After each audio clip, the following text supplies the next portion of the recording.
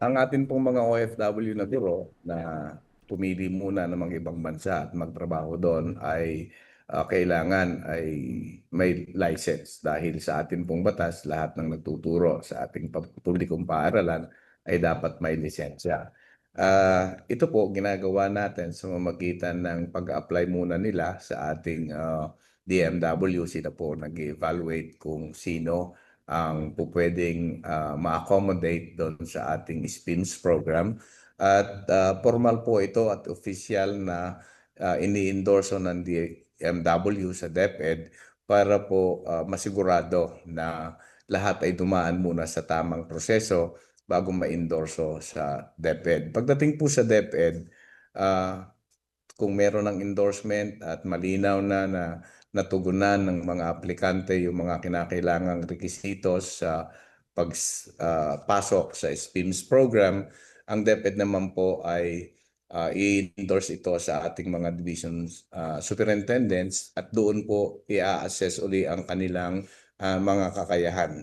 So, technically, ang pangunahing basehan ay kung ano yung na-endorse and then assessment ng divisions at doon po sa assessment itutuon lang ito sa mga competencies at kung ano yung mga suporta na maibibigay natin sa ating mga SPIM teachers.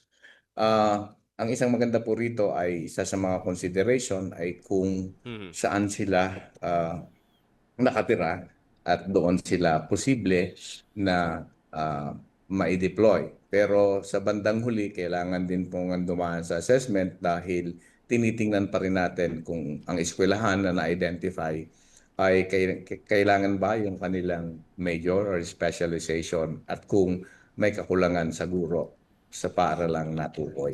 Mm. You mentioned yung mga endorsement, ano ho? Paano ho ba yung process of endorsement? At ito po ba automatic, DMW ang nagpapadala or nagbibigay po sa inyo ng listahan? And then, paano ho ba ang verification process ninyo if they are really, really legitimate OFW teachers? Okay. Meron po, magkaiba po kami, parallel po. But Mhm. ang sinasabi ko kanina, pag binigay sa amin ng DMW, ibig sabihin na check na nila kung meron ba itong lisensya, Opo. ito ba ay nakabalik na, meron ba itong kakayahan na magturo, and so on. So, lahat po yan ay kino-consider muna ng DMW. So, yung Mhm. pong parte na yon ay kinukuha namin sa DMW and then pag na-endorse na sa amin, dadaan naman nga sila sa selection and assessment.